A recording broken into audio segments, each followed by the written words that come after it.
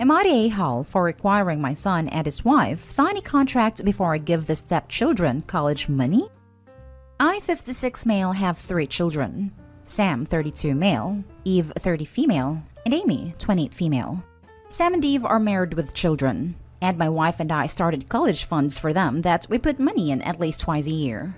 Sam married a woman, Jane, 36 female, who already had 2 children from a previous relationship, and we have accepted them as part of the family once they proved that they were serious. My wife and I invite them over, give them presents, attend after-school activities, occasionally babysit, and don't mind that they call us grandpa and grandma.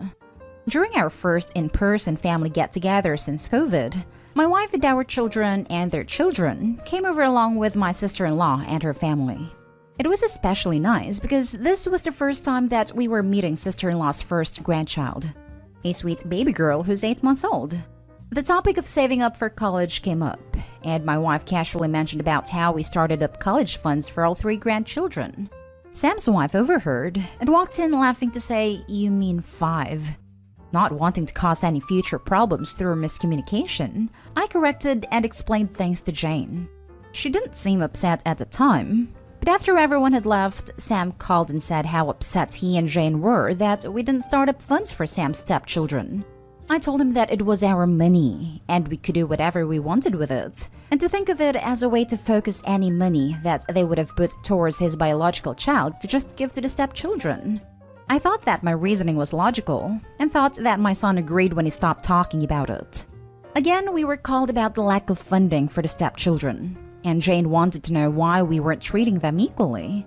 I calmly explained that in almost every other way, we do treat the kids like our other grandchildren, but their ties to us are only there through marriage. And if Sam and Jane were to divorce, then they may not be our grandchildren anymore. Jane was really hurt by this, and asked me if that meant that her kids wouldn't inherit anything once my wife and I were gone. I felt very offended because that was a personal question, but answered yes. If Jane and Sam were still married by the time we died, her kids would get something. But if she wanted it to be an equal share and us to start a college fund for the first 2 kids, then she and Sam would need to sign an agreement stating that they would never divorce.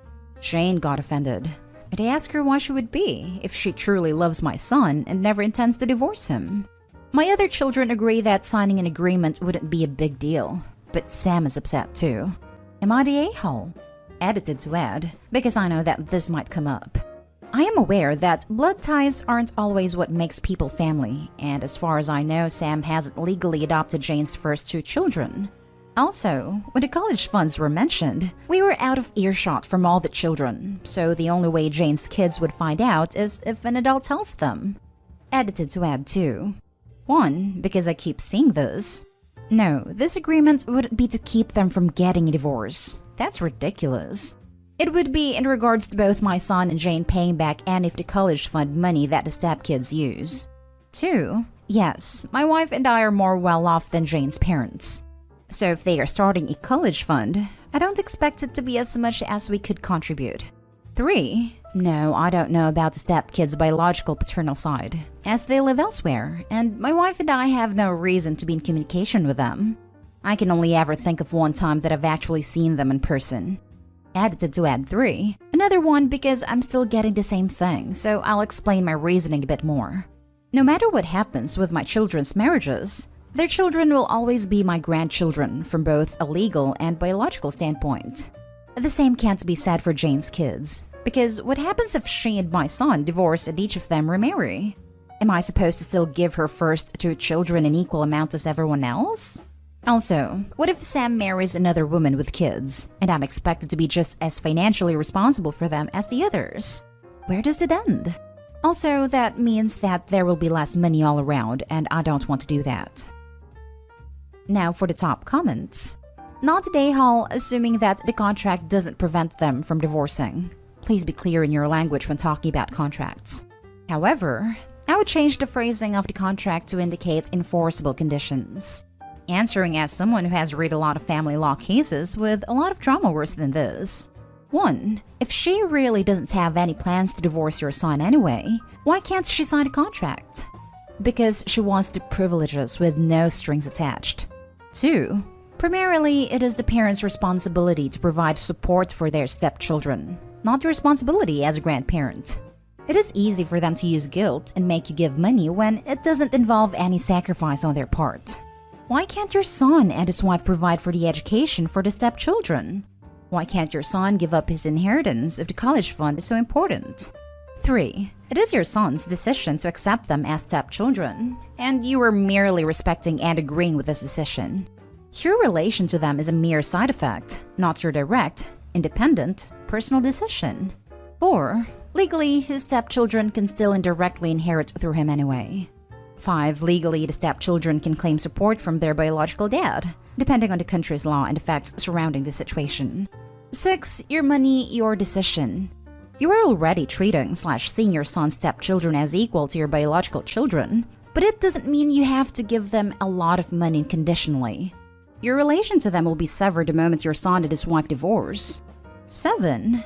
My spidey senses tell me that his wife has a sense of entitlement. Also, please look into trust administrators for your bio-grandkids' money. There have been enough posts here to anticipate Sam and Jane pressuring Sam's bio-kids to share their money with the stepkids. Damn straight. You know that will happen already. I could see the piece of work daughter-in-law pressuring Sam's siblings to pool their kids' money together with theirs for the stepkids. Not today, Hall. My aunts and uncles went through a number of marriages when I was a kid, often with stepchildren. Despite how much the then-married couples claimed their love was forever, the majority of those marriages didn't last until the kids reached adulthood, much less finished college. When it comes to people, I'm only connected to via someone else's marriage. I'm aware that I may not be connected to them for long. I agree. The son and wife have every right to feel the way they do, but this grandparent also has every right to save/use their money in what they feel is the best thing. I wouldn't expect my step-parents or their parents to save money for me, even though I came into their life when I was young. Yes, they treat me like their other grandchildren, but I know that if my parents/step-parents were to divorce, it'd cause a shift in our relationship with the extended family. I don't think Opie's the a-hole. I don't really see how it's the grandparents' responsibility to save college money for the grandkids. It should be the parents, so it's a nice thing you're doing. They should be grateful. This Jane seems very entitled, and you should stand your ground because divorces are too likely to happen. Now for the next story. Am I the a-hole for telling my brother my stepdad's not my dad? My dad was in my life until he died when I, male 16, was 7. My mom was already married to my stepdad AJ by then, and my brother was barely 1 year old. I never considered AJ anything than just my brother's dad. For a long time, my mom kept trying to make me call him dad because my brother copied everything I do, and he started calling his dad AJ too. But he grew out of that and just calls him dad now. I can tell AJ don't like that we don't have that kind of relationship, and been in family therapy before. The therapist basically told them to give me my space and I shouldn't be pressured. So they dropped the sessions. Lol. I don't know why out of the blue my brother randomly asked me a few days ago, how come I always called dad AJ? And I told him because AJ is not my real dad. He never asked this before, so it caught me by surprise. My brother told me I'm lying. How could he not be my dad? And I told him my real dad died when I was little, so that's how AJ isn't my dad. But then he asked if that means we're not brothers. And I told him we are because we have the same mom. He just had a million questions about my dad after that, so I told him what I remember. But my mom got mad at me for telling him that AJ is not my real dad, and making it seem like I don't consider him family, and that I just confused my brother about our family. I don't know why, but now AJ is ignoring me when I'm in the room, and it gets awkward when my brother asks more questions about my dad in front of them. Was I an a-hole for telling him the truth? Not an a-hole. Your mom shouldn't hide the truth about your real dad. Just disrespectful to his life. Your brother will understand and love you all the same. Yeah, my brother hasn't acted different. Just ask more random questions about him sometimes. He asked, you answered. Your mom and AJ should have known that would happen someday. It's not a bad thing that he knows that he's asking questions so that it will all make sense to him. Not an a-hole. Not an a-hole. Your mom is trying to force a relationship. You're right. AJ isn't your dad, and you don't have to call him such. It sounds like you have a cordial relationship. Your mom is just mad she has to do the labor facilitating a blended family, which is her job, so tough luck to her. You're 16, not 6 months. You get to decide who you feel familial towards. And trying to erase Opie's dad's memory. That is so unbelievably crappy. Not an a-hole completely. Your brother is still young and doesn't understand how having a step-family works yet. So in the words of r/, I will give you 5 over 5 buttholes for telling him something that most likely will change his outlook on life forever. Let me explain why you aren't the a-hole and shouldn't feel like one. 1. Your brother was going to learn anyway. 2. You don't feel comfortable calling AJ your dad because he technically isn't, and you don't have that bond with him. Your mom needs to understand that. 3. AJ ignoring you means that he's hurt, but more butthurt that you aren't doing things the way he wants. Your younger brother did nothing wrong and was just curious, and you answered his question. Next story is titled, Am I the a-hole for insulting my brother as a parent after his repeated suggestions about leaving my wife? Over a year and a half ago, my wife was in a serious car accident that's changed our lives. She suffered serious injuries and she almost didn't make it. By some miracle, she pulled through, but now she's permanently paralyzed from the waist down. We had a 5-month-old baby girl, and I'm not going to lie, it was a major challenge for us both settling into our new lives and managing parenthood. I was the one doing most of the childcare while my wife recovered. My family has been very supportive and lending a helping hand every now and then. My brother, not so much, but then again we're not that close. Over the past year when we'd talk, he'd say things like, "Man, I don't know how you have the patience for her anymore. Just leave already." Or make comments about my wife being kind of selfish for not at least suggesting I be allowed to see other people given that we won't be intimate anymore. Completely untrue, but not really his business. My family and myself have berated him for talking that way, and I've told him to watch what he says. None of this was ever said in front of my wife, but it still bothered me. Recently, I was talking with my parents and brother on Zoom. My daughter has been having trouble sleeping, so I've been quite tired. My brother again ran his mouth. He doesn't understand why I'm still bothering with her when she's no longer doing me any good, and offered to give me his divorce attorney's information because I obviously didn't sign up to be my wife's babysitter on top of parenting. This irked me because 1, my wife has been perfectly capable of taking care of herself. Obviously she still needs assistance sometimes and I help her. And 2, I still love my wife very much and not going to leave her because it's no longer beneficial, as he puts it. And I told him as such. I also brought up that, unlike him, I don't dip out when there's trouble and shirk my responsibilities. That upset him too, so he ended a call. I brought this up because my brother divorced his wife, and since then he only sees my niece, his daughter, whenever he feels like it, which is rare. My parents have scolded me for stooping to his level.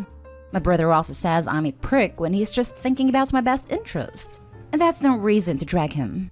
I'll admit I was pretty pissed off in the moment. So maybe I was an a-hole? Now for the comments. Not an a-hole. Your brother needs to mind his own business, and I'm shocked that your parents are scolding you. Good luck to you and your wife with everything. You sound like a good husband. I think because everyone in my family is used to my brother and his unfiltered opinions, and it's just him being his usual self. Well, sounds like his usual self is an a-hole. It's good that you stood up to him. Someone clearly needed to. It almost sounds like your brother has the opinion your wife can't be intimate with you, whether it's true or not, and so she's not worth the time anymore? This just screams what kind of person he is, to be honest.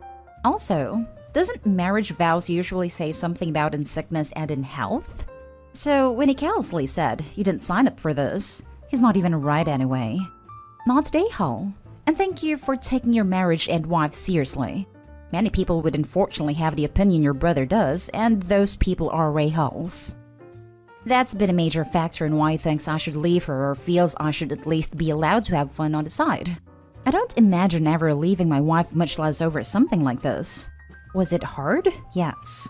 Did I have my own moments where I felt completely broken down because it was all too overwhelming? Absolutely. But we've made it out stronger. and it just felt like he was disrespecting how far we've come by acting like she's been nothing but a chore. Last story.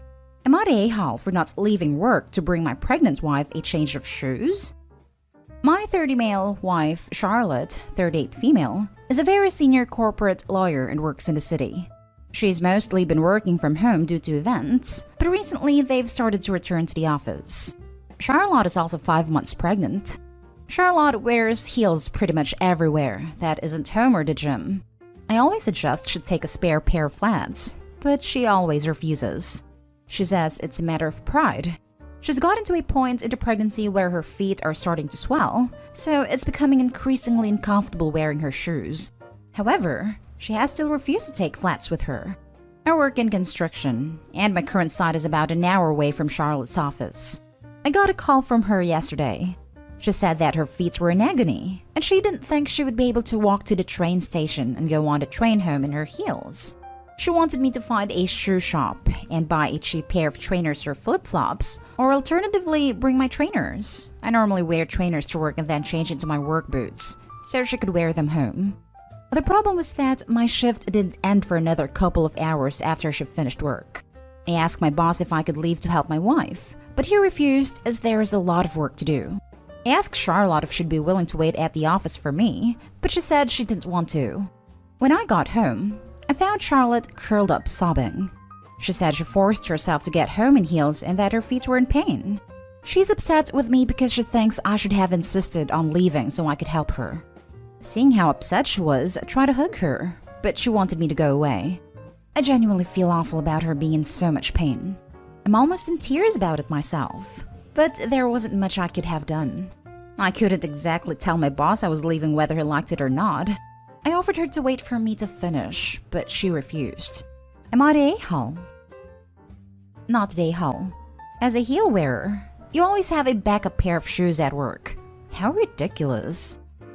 She's a hotshot lawyer. Shouldn't these problem-solving skills be her jam? I understand she's pregnant and hormonal, etc., but my blood boils after reading this post. She is asking her working husband to get her shoes so she can go home?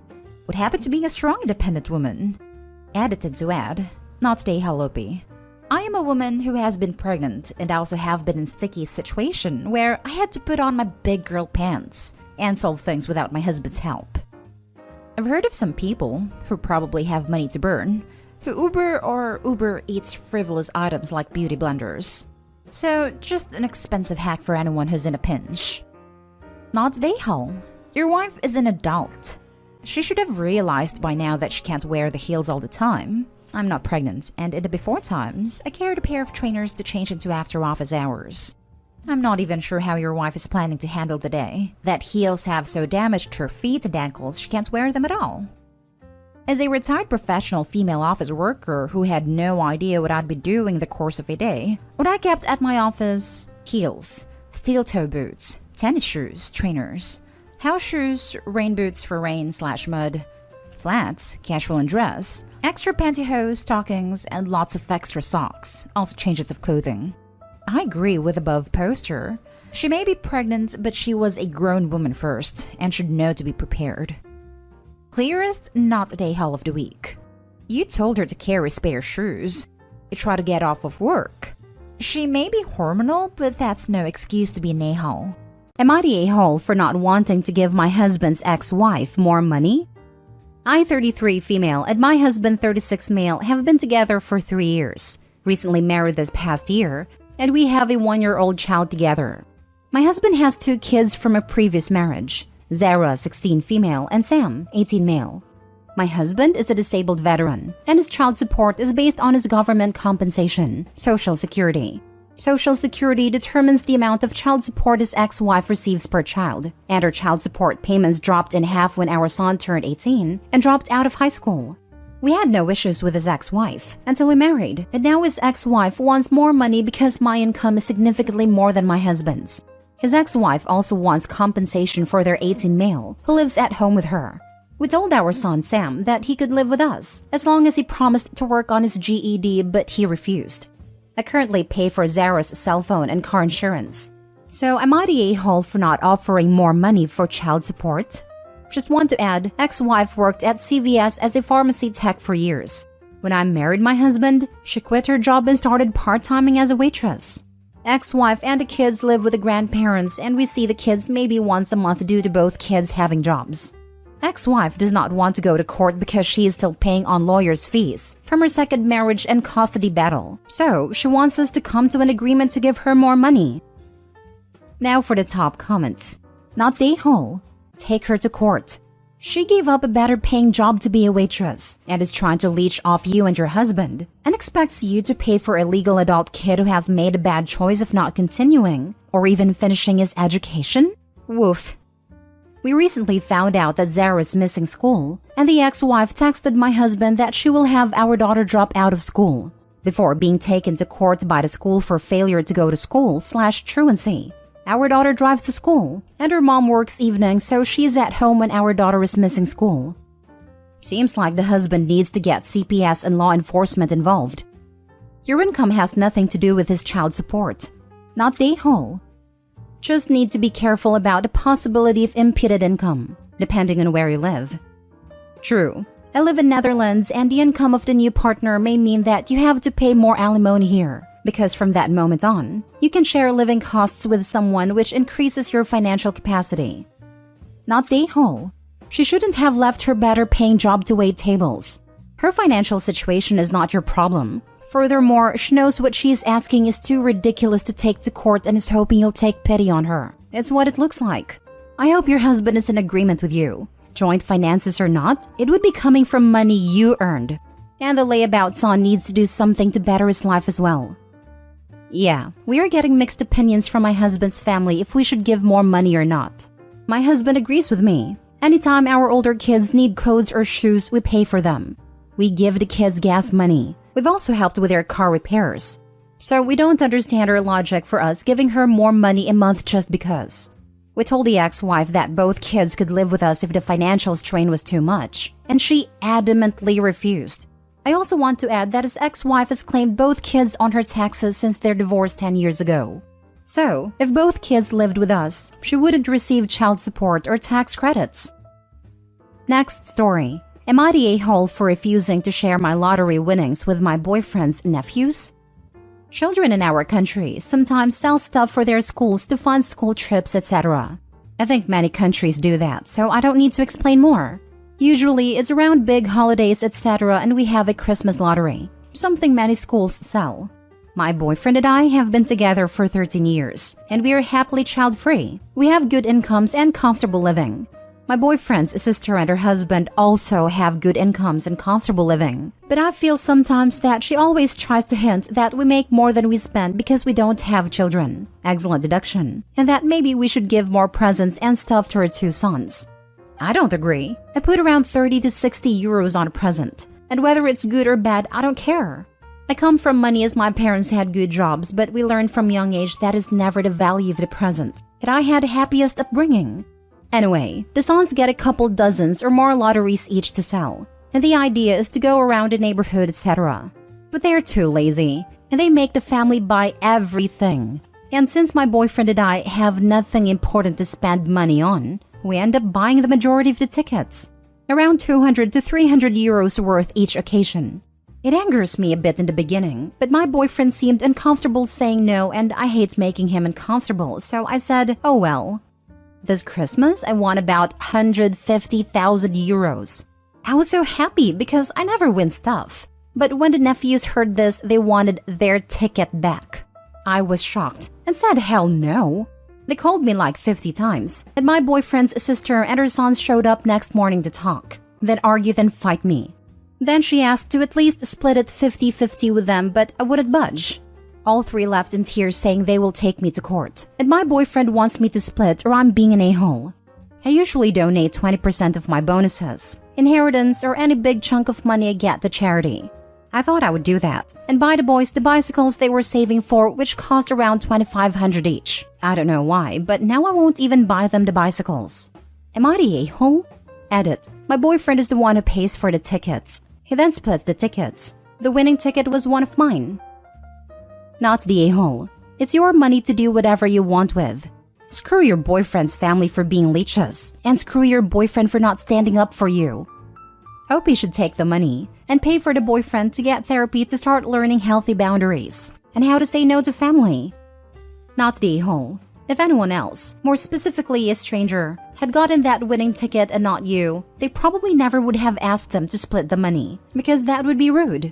But since it's their uncle's girlfriend, then apparently all of that goes out the door. You bought the tickets. The transaction was finished, so they were 100% your tickets and not theirs. So I don't see why you should have to share. Not the a-hole. Which court they were planning to take you? The court of entitlement? Court of idiots? If you decide to donate some money to charity, do it in their names. Maybe buy bicycles to kids in shelter or something. Your boyfriend should learn some boundaries. If he's fine being a doormat, that's on him. But he shouldn't expect you to be. If he really thinks you are an a-hole, then maybe he isn't the one for you.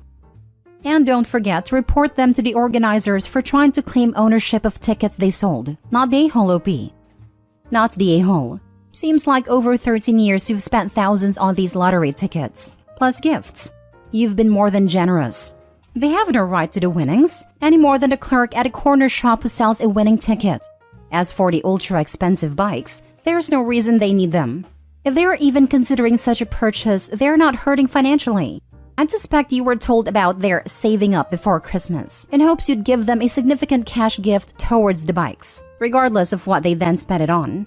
P.S. We have the same issue with fundraising in the US. Raffle tickets, cookies, whatever the kids are supposed to sell, it ends up with the parents pushing the stuff on relatives, rather than the kids selling to neighbors like it used to be. I used to make a cash donation instead. Next story. Am I the a-hole for kicking my sister and her kid out of my house because she refused to cover the damage her kid caused? My sister has been living with me for close to a year along with her 6-year-old son. She recently became homeless after what I'm gonna be nice and just call a series of bad choices. And since no one else would take her or her kid in, I decided to let them live with me until she can get back on her feet. Now, I'm a reasonable person, and I only have a few rules. Mainly, don't touch my things. Just respect my personal space and you're golden. That's not an unreasonable rule, right? Well, unfortunately, my sister just refuses to discipline her kid. Every day, it's just constant tantrums and fits. At any attempt I make to set him straight, gets my sister up in arms about how he can't help it. But I try my best to bear with it, because I know these two have literally nowhere else to go. Recently as well, I finally built my own gaming PC after months of work and thousands of dollars spent, and I was beyond thrilled it came out so well.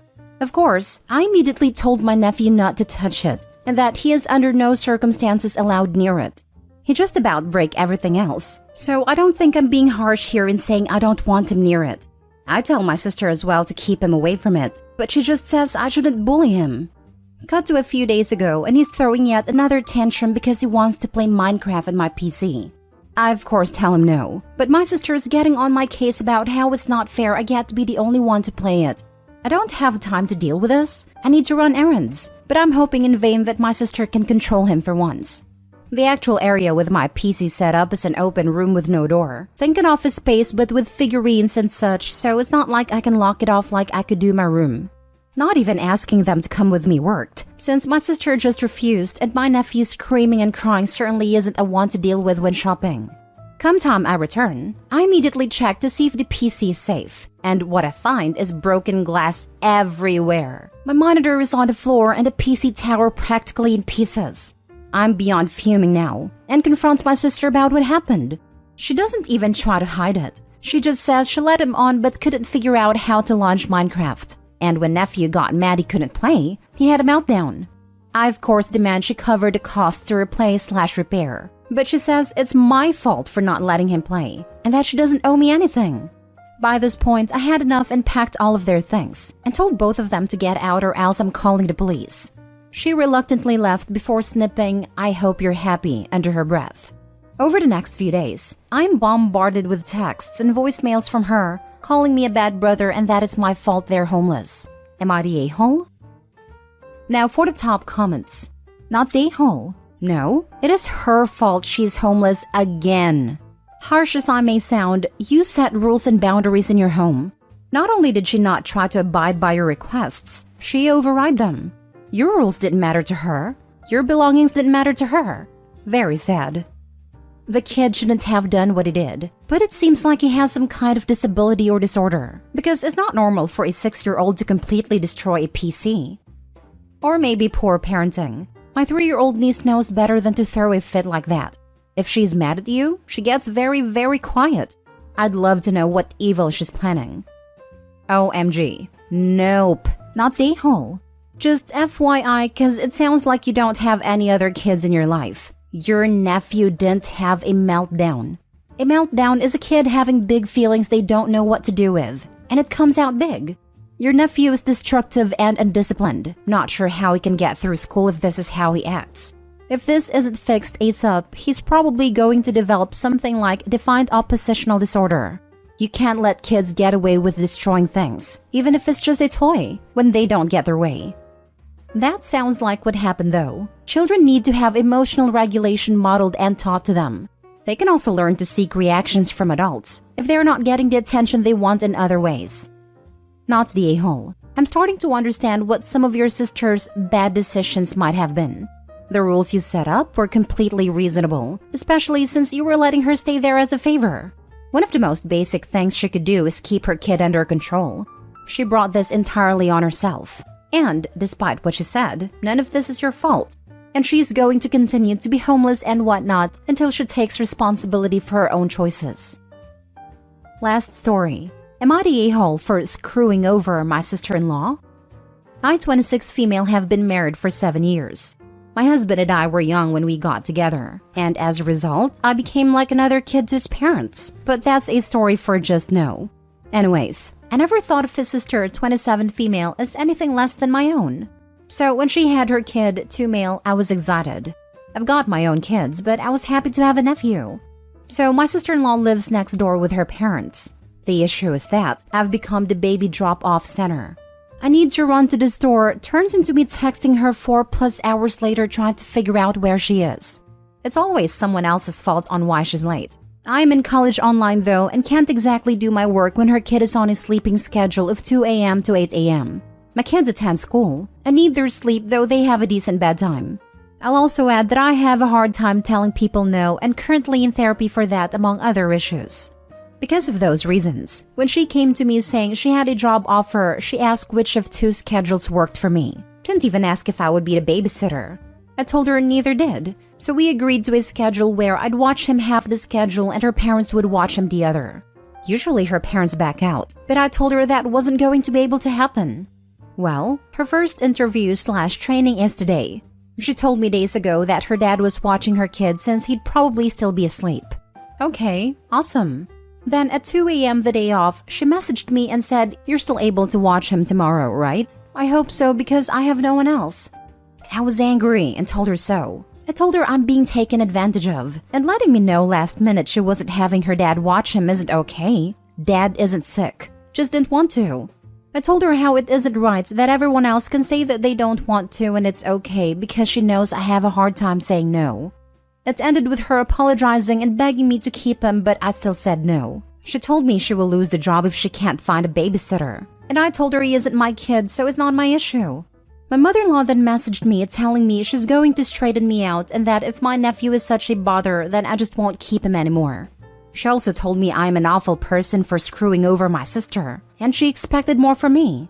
My husband agrees with me but won't say anything to his mom and sister. Am I the a-hole? Should I watch him anyways? Not the a-hole. Both you and your husband need to stand your ground. You aren't responsible for sister-in-law's kid. If your mother-in-law is so upset, why doesn't she look after her grandchild? Both you and your husband need to start setting some boundaries with sister-in-law. Otherwise, they will continue to take advantage of you not being able to say no. Your kids and your family come first. Added to say that your husband is the a-hole for not backing you up here. He may agree with you, but him keeping quiet is just as bad. He needs to grow a backbone and speak to his sister and parents. Agreed. If Opie's husband doesn't talk to her parents, they will continue to take advantage of Opie's inability to speak. This will not end Opie's problem. Massive not the a-hole. She's taking advantage of you, pure and simple. And your mother-in-law's behavior is also appalling. Why doesn't she watch him? Please keep standing up for yourself. Mother-in-law's one of those I shouldn't have to, but you should people. You are not going to watch him anymore? Okay, mother-in-law, you can do it then and not back out. Straighten me out? Now, lady, I am straight a line about my personal space and not watching your grandkids. Awful person? Cool. Don't call or message me anymore if I am awful. Not the a-hole. We've been at each other's throats for some serious overstepping she did a few months ago. Finally made peace, though not made up, as I'll never forgive her for what she did. And now she's gonna straighten me out because she's sick of me thinking I'm better than everyone. Lol. This isn't the first time she's said that. It lasted a day before I had my nephew again. Stand your ground and polish your spine. Do not take your nephew again. As for your mother-in-law, her language toward you more than justifies cutting her off for a while and not allowing her to be around your child. She freaking threatened you. Am I the a-hole for calling my sister-in-law cruel for excluding her brother, my husband, from her upcoming wedding? My husband, 32, grew up with one sibling, his sister, 28. Their parents separated, and because of that, they drifted apart because each one of them chose one parent to stay with. He had a rocky relationship with sister-in-law growing up as a result, but later got to work out their differences. My husband is a jokester. Sister-in-law complains about being on the receiving end of his pranks and jokes whenever they spent time together. She claimed that because of him, she lost her high school friends, her high school sweetheart, and lots of self-esteem because his pranks wore her down emotionally and mentally. Now they're in a better place, but old habits die hard, and my husband is still the jokester he was years ago. Sister-in-law got engaged 2 months ago and invited my husband and me. Unfortunately, my husband decided it was a good time to pull a prank on her during the party, and lied about her fiancé's brother having an accident that night. He was joking, of course, but things got out of hands and the party got cancelled. My sister-in-law yelled at my husband and hasn't been speaking to him ever since. Now her wedding is coming up, but she hasn't yet sent her brother an invite. Seeing him sad and depressed made me call her to ask what the deal was. She bluntly said she wasn't going to send him an invite to her wedding after he ruined her engagement party, but I thought that was excessive. First of all, it was a prank, a regular one that he pulls all the time, and she and everyone else reacted over the top. And besides, he already apologized multiple times, and in my opinion, that should be enough for him to be granted some grace and forgiveness. She said sorry, but she wasn't going to take a risk and invite him so he'd ruin her wedding. And besides that, her fiancé does not feel comfortable having him there, and she agreed with him. I was stunned and called her cruel, because this is her brother, and he never had malicious intentions towards her. Yet she keeps getting offended and oversensitive over everything he does, and at the end of the day, they're family. She asked that I respect her choice, but I said that is not okay seeing how sad her brother is because he doesn't want to miss her wedding. She ended the call after saying she owes no one nothing. I found that real harsh and cruel. It felt like she keeps punishing him over something that was in the past. My husband started crying when I told him about it, but there were actually some family members agreeing with her decision and telling me off for defending my husband's horrid attitude. Now for the top comments. You're the a-hole. That's not something to joke about. I know the mental distress of a person who is the recipient of cruel jokes like that. Your husband is an a-hole for thinking that was a funny joke, and you're an a-hole for thinking your sister-in-law is cruel, essentially agreeing with your a-hole husband. You both sound toxic, and I don't blame sister-in-law for cutting you both out. You're the a-hole. Your husband's jokes aren't funny, they're cruel. I grew up with someone like that. When his first wife died, he sent balloons and a pony cart to her parents' house on her birthday so they could take little Joanne for a carriage ride. His own late wife. He thought it was hilarious. Her parents, not so much. Your husband's cut from the same cloth. No wonder she doesn't want him at the wedding. He's likely to stand up and object and claim she has 3 other husbands. You and your husband are raging a-holes. Totally you're the a-hole. When people say the line of, "Oh, it's just a prank," you know deep down they are a-holes as they are trying to cover up being pricks to people by trying to calm down it's a joke bit. As much as you want to try and cover for him, he absolutely had malicious intent towards his sister for traumatizing her for many, many years. Come on, man. It's just a joke. F off with that garbage. I hate the "it's a joke" line. It's a second insult to suggest the person is on the receiving end of cruelty, to suggest they don't have a sense of humor. And it's always said by the bully. I'd lied about her fiancé's brother having an accident that night. Ha ha ha ha ha. OMG, I can't stop laughing at that one. I'm gonna go tell everyone I know how funny this was.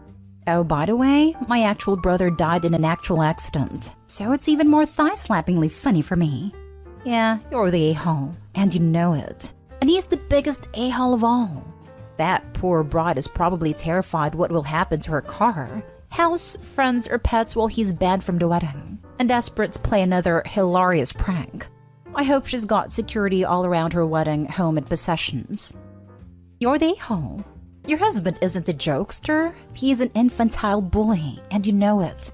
He has proven time and time again that he can't be trusted. He brought this on himself, and no one else is at fault but him.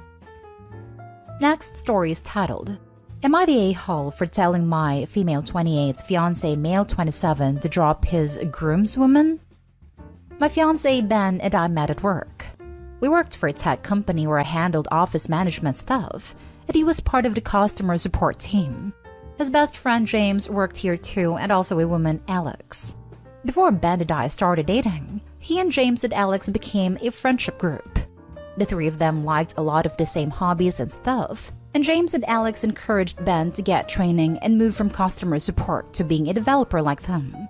When Ben's apartment flooded, he lived with Alex, and even after he moved out, he still hung out there a ton. When Ben and I started dating, I still wasn't bothered by the friendship too much, because it mostly revolved around activities that I wasn't specially interested in, and Alex always seemed supportive of us as a couple.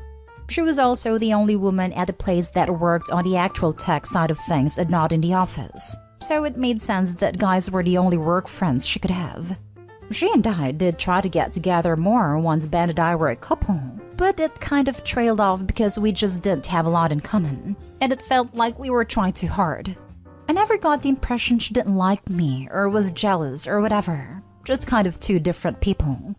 Anyway, Ben and I finally got engaged, and we were talking about our bridesmaid and groomsman choices, and he kind of threw me a curveball and said he wanted Alex as one of his groomswomen. I thought he was kidding and laughed, but he was dead serious, and is including her in all of the bachelor party activities and things as well. It seemed a little odd to me, but I shrugged it off. But then I was in the kitchen the other day while Ben was in the other room at his computer chatting with James and gaming. James asked if Alex was going to be wearing a dress or a suit for the wedding, and Ben said a suit, to which James replied, "She'll be the hottest guy there." Then Ben replied with, "Probably the hottest girl too." Yes, Alex is attractive, she's really tall and stereotypically hot. They laughed, so I wasn't mad quite yet, just chalking it up to stupid banter. Then James said, "For a second there, I thought you two might start dating." And my fiancé came back with, "Yeah, I could never land a girl like that." I sat there in the kitchen totally gobsmacked. Like, how do you not feel like the runner-up? Later, when Ben was done gaming and we were sitting down to eat, I told him I was no longer comfortable with Alex being in the wedding, and he would have to drop her as part of his party. A huge fight ensued, and I told him what I overheard, and he said it was just talk, and he and Alex never dated or had a physical relationship, so I needed to get over it.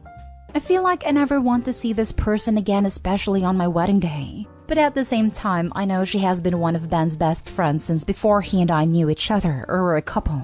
So am I overreacting? Edited to add, just to be clear, I don't have any problem with Alex as a person, and I'm not mad at her or blaming her. I just don't want a reminder of what Ben said standing up at the altar while I'm getting married. As far as the marriage itself, the situation is less than 48 hours old at this point, so even continuing with the wedding may not be what happens. Oh, honey, the problem here isn't the groomswoman, it's the groom. Best you've figured that out now, and fix it if it can be fixed before diving into a lifetime with Ben. Exactly. Ruby deserves to be with someone who sees her as the most attractive person at her wedding. Opie's not a consolation prize. Why is she still proceeding with the wedding? She seriously insists on marrying a guy who settled for her and thinks his best friend is the hottest chick? It's mind-blowing for me the pit in which this woman's self-esteem has fallen. You're the a-hole to yourself. Whether or not the wedding will proceed has yet to be determined. I genuinely hope you reconsider marrying this douche. You deserve a man who has eyes only for you. And yes, they exist. Yeah, I could never land a girl like that. I am so sorry that happened. Rethink your wedding because this accidentally let you find out where you stand in his eyes, all the while pretending it was just talk. The only reason they never dated or had a physical relationship is because she can do so much better, not for lack of him wanting to. And so can you. Not the a-hole. Next story. Am I the a-hole for telling my friend her boyfriend is not allowed at my wedding? Anyway, I'm supposed to be getting married early October 2022. It's not gonna be a big wedding or anything, but me and my fiancé both have friends that we don't want to leave out. I have this friend, Amanda. We have known each other since high school and we aren't incredibly close by any means, but we are still somewhat good friends and hang out regularly, and I would like her to be there. The problem is, I just recently found out who she is dating now, and she wants to bring him as her plus one. My sister Lily and her ex Steve broke up about 10 months ago because she found out he was cheating. She was heartbroken, and I know along with that pain she still has a lot of resentment for him and doesn't even like hearing his name.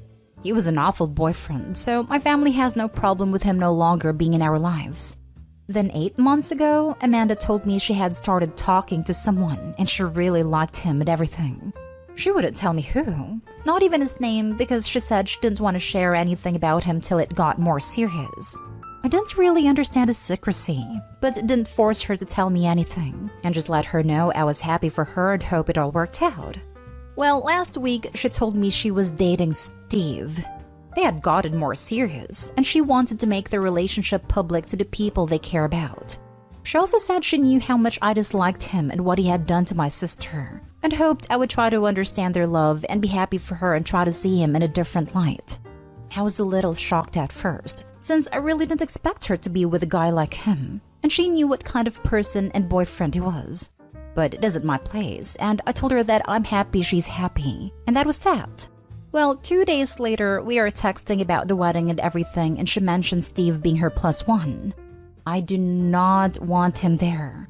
Not only because I know my sister, who's my maid of honor, doesn't want him there, but also because I don't like him and neither does my fiancé. I immediately told her that Steve was not invited to the wedding. She was confused, and I explained to her that I was sorry and I'm happy for her, but I didn't want him there. At first, she thought it was just because my sister would be, and kept saying that they wouldn't even be near each other and it would be fine. But then I explained that with everything that happened, we didn't want him there. I said sorry again, but she kept saying how I don't want her to be happy, how I just want to live in the past, how I want to punish her for finding love, stuff like that. None of that is true, and I tried to tell her that, but she stopped responding. So now I'm left feeling like a complete a-hole, and I don't know if I should just let Steve come or not. Now for the top comments. Not an a-hole. She wants to bring the guy that cheated on your sister, a person that you are very close to and is in a wedding party, to your wedding? I think you're in the clear here. I can almost guarantee she didn't start talking to him 8 months ago either. 10,000% this. Hence the BS secrecy. I assume Steve was cheating with her when he was with your sister. But how the heck would they not be near each other in the same venue? Your wedding is not a platform for their crappy coming out. And invite her and don't think twice about it. Enjoy your beautiful drama-free wedding, guilt-free. If it ends your pseudo-friendship, so be it. She sounds a bit unhinged anyway. Your wedding is not a platform for their crappy coming out. This is the thing. Amanda and Steve are hoping to use the wedding as their way to reintegrate into the OP social circle and make OP's sister the bad guy for any lingering resentment. So tacky. Just uninvite Amanda kindly and directly. I am happy if you're happy. But you did choose a partner who has a bad history with my sister, who is very important to me. It's simply not possible for Steve to ever attend a wedding. I don't want him there. It's not up for debate. I think it's best if you don't come either. You're not the a-hole. P.S. You know Steve had Amanda on the line while he was with your sister, right? Even if she's not the other woman, she's the one he monkey branched to right after your sister dumped him. So he was, at least, laying the groundwork with chats, etc. Now for the last story. Am I the a-hole for refusing to give my fiancé money for his habit? Me, 27 female, and my fiancé, 28 male, have been going through some financial and marital struggles. I've been at my job for 2 years, and my income is a pretty good amount. Fiancé, let's call him Tyler, works a minimum wage fast food job. I've never brought up the income difference to him, mainly because it doesn't really matter who the breadwinner is and he loves his job. Recently, over the course of 4 months, he has been spending well above his means, including some of my paychecks and even savings. I have 2 car payments, insurances, bills, etc., which does help with bills, but not the cars because I believe they are my vehicles, my responsibility. We live in a state where weed is legal, and that's where most of the money is going. I've tried keeping us afloat to no avail. I've begged him to cut down on how much he buys, and he always says he will, but never does. We've had multiple arguments regarding this. So far, we've had to move due to not being able to afford the rent due to said spending habits. So we decided mutually it would be beneficial to move back in with our parents as to save money. I finally put my foot down when we lost our home and told him I was separating finances and access, and that I would no longer be helping support his habit. He also recently lost his job due to his habit and not wanting to go to work, so he's no longer contributing. He's been begging me for money for his habit, and I told him no. He called me a selfish a-hole, went on about how I always brag about my pay, which I've never done due to wanting to stay humble. I didn't come from much, and I'm trying to build a better life than what I had, and said that he needed money for food, gas, etc. Now, I have no problem helping him with necessary things as such, but I know that whatever money I give him will go to his habit. I feel bad for not giving him anything, and I'm wondering if I'm the a-hole because what if he really does need it for said necessities? But I've given him money the past for that and it went to his habit. Am I the a-hole? Not the a-hole, except for how much of an a-hole you're being to yourself for planning to marry this guy. You can do so much better. Please respect yourself enough to leave. This. And also, OP, you should consider getting rid of 1 car and cutting bills. You said you were in good income but lost your home because of his minimum wage paycheck not contributing and dipping into savings. I'm assuming your rainy day fund went to a lot of weed? Lose the boyfriend, cut back, and go about your life. Not the a-hole for saying no. But if you stay with him and try to purchase another property and then lose it again whether it's splurging on weed or not is a cause, then I would have no sympathy for you at all. Not the a-hole. Coming from a fellow user, I can tell you that this isn't a habit. It's an addiction. When it gets to the point where you spend all your money on it, it's a clear issue. I know you love him and all, but it truly sounds like you guys have different priorities and want different things. You seem to have a good head on your shoulders and shouldn't be waiting around for some loser. Sorry. As a fellow smoker, you're 100% right. I actually stopped using for a while because it was a luxury I couldn't afford, and nothing helps my insomnia/pain better than ganja. But if it comes down to paying bills/buying food or getting it, it has got to take a backseat. This guy definitely has a problem if he's losing his job/home. It's always said that people shouldn't jump into marriage too soon, and should have a long engagement till you really get to know someone, and watch out for red flags that could be a deal breaker for you in a relationship. Well, that's what the OP of this first story did. He found out something his fiancée did that he couldn't stomach, and tried to break it off amicably, and he got blindsided when she opted to do something so nasty that could ruin his life to get back at him for dumping her. Let's read the story. Original post. She, Rose, 30 female, has been at her company for the past 6 years, and she works an office job in a non-customer facing company. We have also been together for the past 5 years and put off our wedding until after graduating and after COVID. Recently, she was chosen to be promoted to a position in a different department after someone was leaving the company, and we knew about the promotion for some time.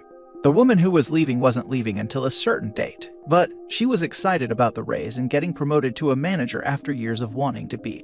However, as she neared closer to the date of the promotion, she began to ghost her job and ignore various warnings and calls about absences because of her anxiety surrounding it. Anxiety she never chose to voice until after she had been fired for ghosting them for weeks.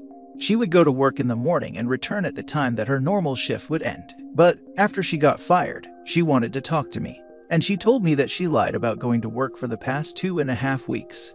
When I asked her what happened, she said that her team wanted to throw her a small party to celebrate her promotion before she would leave. But the party made her anxious because she doesn't like to be celebrated because it's embarrassing. She also said that public speaking gave her anxiety too, and after learning that, she would have to say a few words in a bigger joint meeting after receiving the new promotion. She couldn't bring herself to go to work, and found other things to do during the time she was supposed to be there. She said that she'd often stay in her car on her phone, or go to the gym or a friend's place sometimes, and over the course of those 2 weeks, she ignored calls and emails from her job on her absences, until she was fired after numerous warnings.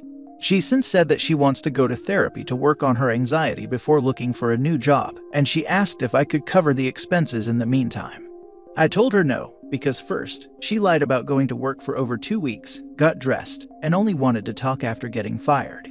I told her that I didn't appreciate her lying, or entitlement to ask me to cover bills for a few months before she searches for a new job, and she said that I was being unfair because she's planning to go to therapy. While I told her that therapy is good, I said I needed a break to reconsider our relationship and engagement away from her, and she was fine with staying with a friend for a few days. However, when I called 2 days later and said I was done, and wanted her to remove whatever belongings she didn't take with her, she and her friend began posting that I hit her when we talked, which is why she's breaking it off. Aside from texting mutual friends, she's also reached out to my job and had me talk to about it from my boss when I had no clue, and found out during the meeting. I'm writing this because I want to ask if anyone's been in anything similar, and how to manage this. I feel I was respectful in taking 2 days to myself before asking her to remove her things whenever worked for her, but she just keeps posting about me harming her, and making fun of her for seeking therapy. Edit. The thing that made me the most upset was when she said that she would not go back to work for a few months until therapy was done. And now that she left her company, she wanted me to pay for her to go to therapy too after she lost her benefits. Something I forgot to add in my post, along with her saying that I can afford it because of my salary. Now for the top advice before reading the update. You have every right to be upset. This is borderline/dissociative behavior. I wouldn't marry her. This behavior is not a small matter. I feel like I was pretty direct with her after taking a little over a day to think and tell her that I was done, and nicely asked her to remove her things, only for her to start her social media stuff and calling my job. Serious character flaw. Lying to you and pretending are huge red flags. You should not be alone with her again given her allegations. She lost her benefits after leaving, said she wouldn't go back to work for a few months until after therapy was done, wanted me to pay for therapy because I can afford it with my salary, and went to such lengths to lie and even bringing spare clothes in her car after getting dressed every morning to pretend to go to work. Look, she's got problems, big problems, but instead of facing them she hides, blames others and tries to manipulate you into being okay with this. Oh, and now outright spreading hateful and harmful lies. Nope, you're done nothing wrong. In fact, your choices are right. Now, to block her in every way and do damage control. Grieve, but get away from her and anyone who supports her BS. P.S. Sorry you've had to go through this, but though you don't feel lucky now, you've made a very lucky escape. Literally got talked to at my job after she called them. Already blocked her on a lot of things, but the job thing surprised me. It's like she sabotaged her own life, job and wants to take you down with her. Sorry mate, but she's not to be allowed anywhere near your life. You might need to get something like a cease and desist letter by a lawyer sent to her or even a restraining order, but yet her actions destroyed your relationship. And now for the update. We would have been married already if not for COVID making us delay plans, but after everything that happened, I believe it was for the best. A manager in a different department of her office was retiring, and she was chosen to be promoted in her place. Her promotion wouldn't start until the woman left, and it would have been the first she's ever been a manager in her life. However, as the promotion neared, she decided to ghost her job and pretend to go to work after years of wanting to become a manager, and it resulted in her being fired. She'd leave for work at her usual morning time and return in the evening as she always did, but even after she was fired, she didn't come clean until another week had passed. When I asked her what happened, she said that her team wanted to throw her a small party before her last day and that it gave her anxiety. She also said that she hated being celebrated and felt anxious about having to speak at a joint meeting after receiving the promotion. So, she pretended to go to work instead, ghosting work calls too, getting dressed in the morning for 2 weeks, before getting fired and going to a friend's or the gym with a change of clothes. When she came clean, she said that she wanted to go to therapy to work on herself, and that she wanted me to pay for it because I could afford it while also covering her side of rent. And that was when I said I needed a break after her lying for 3+ weeks to reconsider everything. I told her I needed a day, and she agreed to stay at a friend's. And 2 days later, I told her I was done and wanted her to collect her things, but that was when she started to slander me. What happened since? As I stated last time about her response, she took to Twitter and said that I harmed her after she admitted her anxiety to me. And she also wrote that she decided to break up with me after she opened up, and that I became aggressive and was against mental health. She also reached out to my job, which led to me getting called to the office. And since my last post, her friend has joined her in spreading lies too, the friend who she was staying with. Stacy, her friend, fake name, posted about how my ex-fiance crashed with her because I was aggressive in the past and didn't want her to accept the promotion. She also posted that I was jealous and insecure, and threatening her to not accept it too. I've since reached out to a lawyer who has been helping me a ton, but I've lost some friends who decided to take her side. And she didn't even have the decency to get her stuff. She sent 2 of her friends while she waited in the car, completely refusing to see me at all. And while I didn't lose my current job, she called another job that she knew I was interviewing for some time, and I haven't heard back about my second interview since. I'm discussing how we can address that with my lawyer at the moment, but I wanted to ask how to move on from not only her, but also the friends who took her side and how it's crept into other areas too. It's just been really stressful seeing a new side of her through her lies, and it's really come as a shock in many ways. It's like she's done a 180 so fast, and it's really hard to focus on other things or gain sleep too. Having a lawyer is the best thing you can do right now, and he will be able to go after them for slander, and could sue them, especially her, for all the damages this is causing you. To completely get away from them, you may want to think about moving and cutting all ties, and get a new phone number. Also, lock down all social media to private. Purge any shared friends from social media to prevent them giving her information. Do not under any circumstance meet with her without witnesses of your choosing present, and preferably in public. I wish you the best, and I hope you keep us updated. What does the lawyer say? He said it was best to not engage in anything on Twitter or social media like her at the moment, because it could hurt us if I say something emotionally. He's right, say nothing. Their posts will be used as evidence against them, so don't engage. They are hanging themselves. Make sure you get copies and screenshots with timestamps too. OP, listen to your lawyer. All I want to add to that is after all the legal stuff is over, if any of your friends who sided with her come back to you and apologize, I'd recommend you consider forgiving them. After all, this sort of thing is rather rare. Mostly when women accuse their partners of this stuff, it's the truth, so good people believe them. That's why it's a particularly terrible thing to do, to lie about something like this, because it's so hard to get justice for victims as it is, and lying about it only makes it harder for people to trust. So, your friends who are supporting her are doing the right thing, even though it's in support of a lie. They're still good people, even though they've been misled. Once you've been able to prove that she's lying, it shouldn't be too hard, since she made the mistake of lying about why she left her job as well. The good ones should come back with an apology. Think about forgiveness so you don't miss out on the good people in your life. After all, this sort of thing is rather rare. It is not rare at all. There are so many messed up people who will target partners who leave them with smear campaigns out of spite, including many men. Usually, they are good at it too since they have had their whole lives to practice. Now for the last story. Big blow up with my wife. Background: my wife and I have been married 16 years. We have 2 kids, 7 and 13, and the last 8 years or so could legally be defined as sexless, with the last 4 years consisting of bedroom activities an average of 2 times per year. The lack of intimacy is not my choice.